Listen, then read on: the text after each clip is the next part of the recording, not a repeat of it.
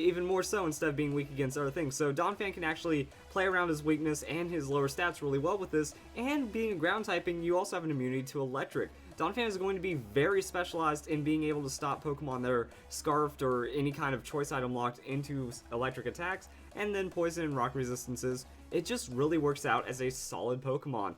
Hopping into Pokemon Showdown, we're going to see what makes Donphan so strong, and that's the sturdy ability with a lot of really good setup options. So pretty much no matter what you do, no matter what comes your way, you're going to be very solid at just setting up against anything. That you're going to get a Stealth Rock, you're going to get a Rapid Spin, you're going to get something off because you have that sturdy ability, and that's why we use Donphan so much. That if you want a Stealth Rock Pokemon or some kind of entry hazard Pokemon, Donphan's a really easy Pokemon to use for it, and it does give you a lot of options. Now, there are many different ways you can run it. I was thinking Impish Nature for that full defense, then you can max out hit point special defense, and you can pretty much open against anything, take a wide variety of hits, be a 2 to 3 hit KO Pokemon, trade setup, remove setup, and do a lot of ridiculous things. Now, you can also just be specialized. You can go for that full defensive investment, maybe put that point in speed, maybe put the point in defense, really, or special defense. It really doesn't matter too much, but mostly here's the plan. You Stealth Rocks, they do their setup. You Rapid Spin if they Stealth Rock you, and then they hit you. Now you still have Sturdy active,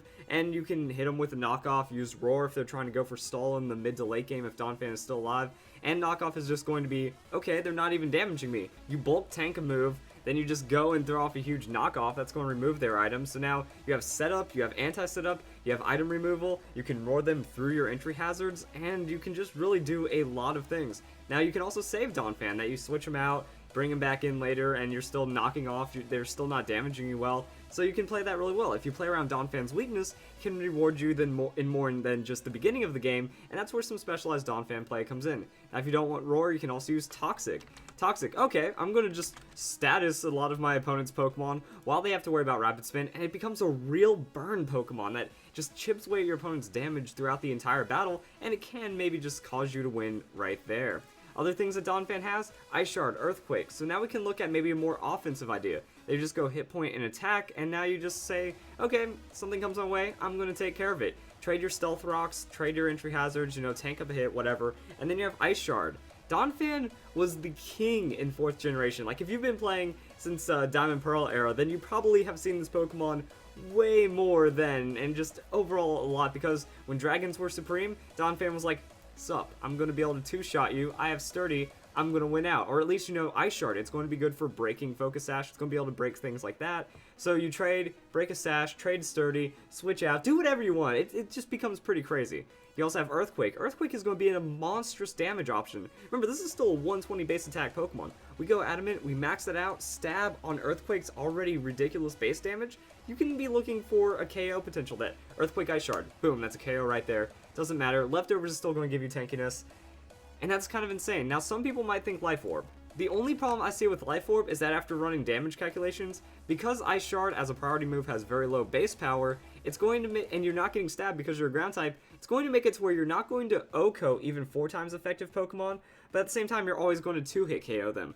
So you don't really need Life Orb unless it's something like multi-scale Dragonite that's at full health. But if you're playing it right, you Stealth Rocks, you switch out, Dragonite comes in, it's going to break the multi-scale, and then you can come in and be like, okay, now we have Ice Shard Donphan. GG, that's how you go, and then you can clean up Dragonite regardless. So I think that Leftovers, just going with that tankiness, is going to be better. And then this last move, Knockoff still works. If you want to go for the Rapid Spin still works. And you just kind of play things like this. Now, the weird thing on this last slot is that each thing is good for its counter in a way. Now, if you have just Rapid Spin, they can switch in a Ghost-type Pokemon on you, which means that Rapid Spin isn't going to affect them because it's normal, which means it doesn't get to land, so entry hazards aren't removed.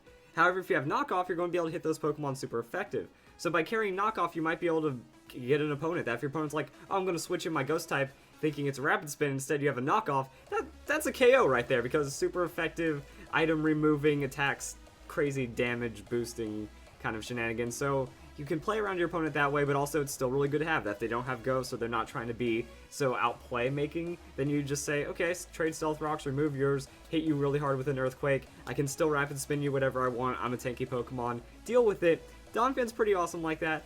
And then now with 6th generation, Donphan also has access to Assault Vest, so you can still be like a full offensive beast. go with that adamant nature again, have high hit points. Assault Vest is going to carry your special defense up with your defense, and then you just run all offenses. You don't have to be a setup Pokemon in this case, and you still have Sturdy. So now you just look for that super effective hit. You know, you bring it in, you use Rapid Spin, can still remove threats because Rapid Spin is an offensive move. Gunk Shot is going to ruin fairies. Earthquake is just going to be that great stab move and then knock off for the disruption.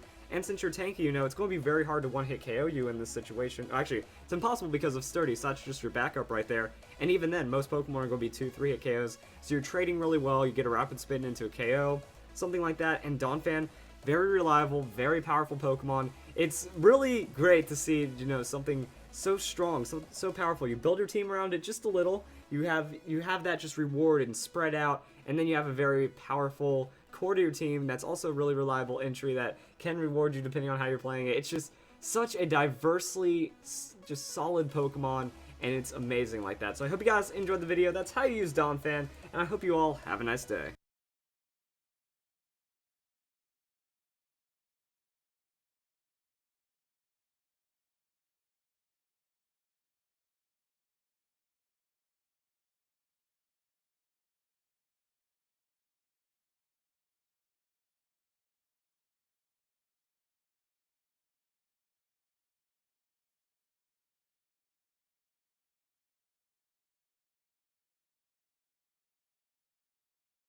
Try Nature Made. Made with quality.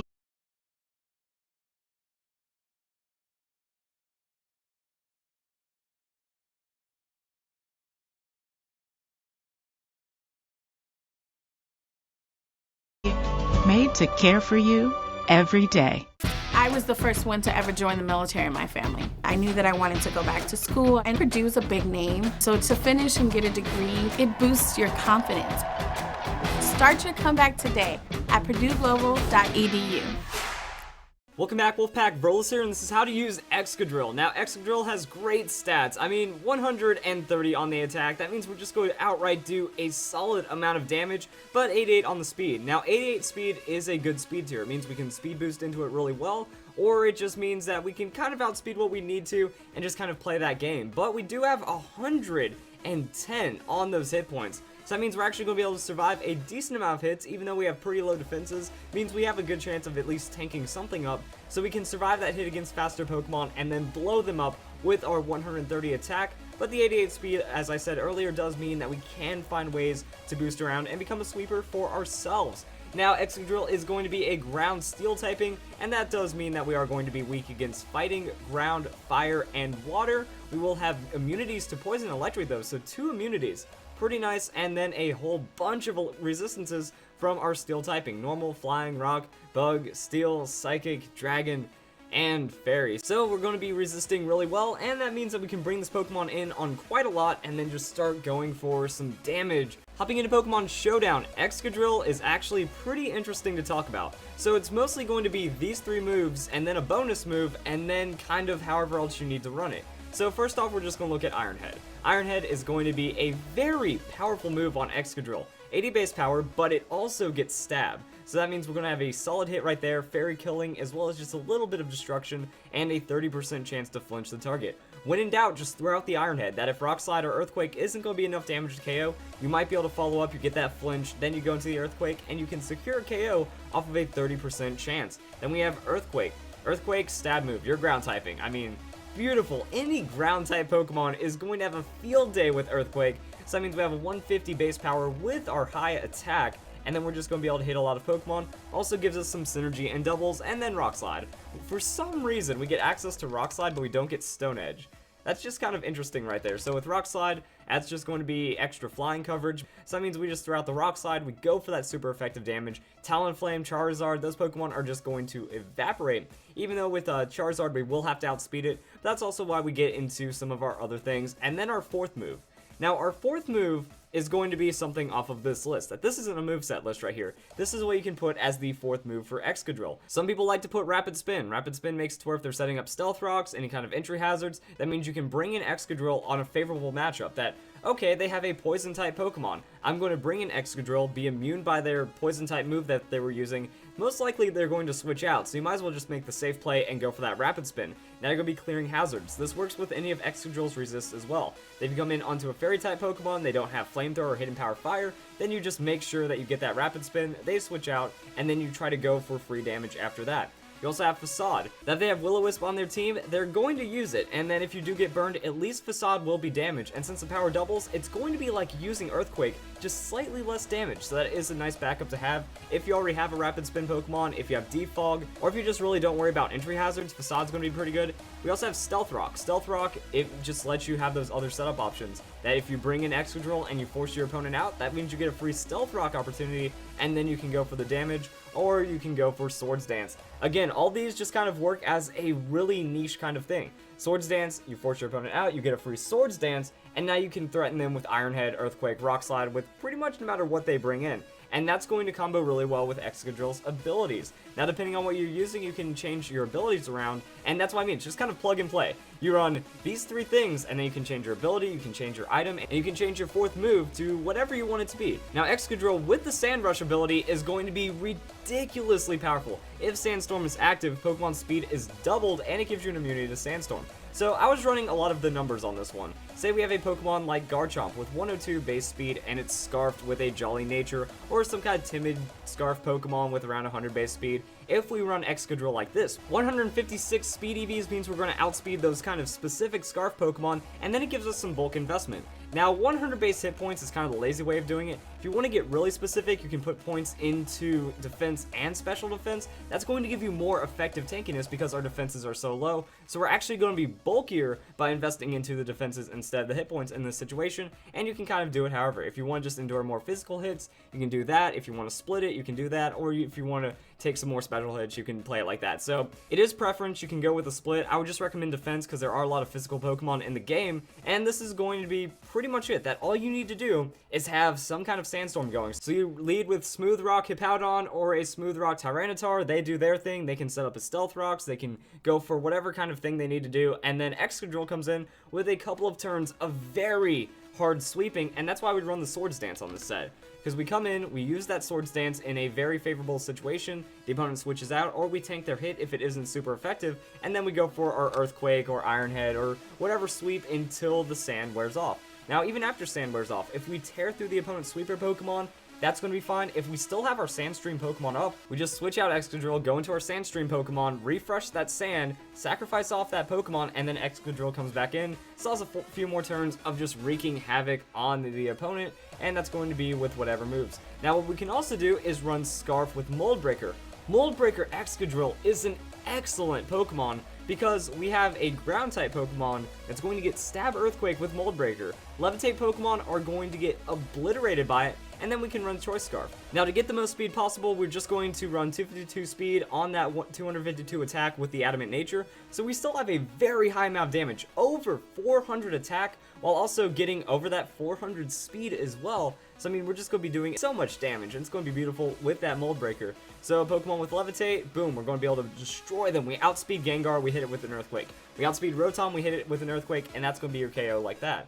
So because of Scarf, that's why I'd recommend Facade on this set. That if you're kind of Scarf locked, you get burned, you switch out, you reset for that Facade, and then you're good to go. That way you're not stuck doing Rapid Spin or something silly. On that, you just commit to the Earthquake or Iron Head, depending on what you think is best. Not Earth Power, Earthquake, Iron Head, and then we also have the Rock Slide. So those are going to be the basics of Excadrill. Now remember, in double battles, Mold Breaker can be a very powerful tool against dealing with Rotoms and other Levitate Pokemon. There's a Gengar in there, it's going to be nice, but it also negates your Mold Breaker. So you will need to have a Flying type Pokemon or a Pokemon with Protect when you are doing that. Or if you are running Sand in double battles, Excadrill and Sand with that Sand Rush, that's going to be very powerful. Again, it's pretty much going to be this with doubles. You might not want the Swords Dance though, that's where Facade can come into play, or maybe some kind of other technical move that you want to have. And then Life Orb damage is going to be amazing.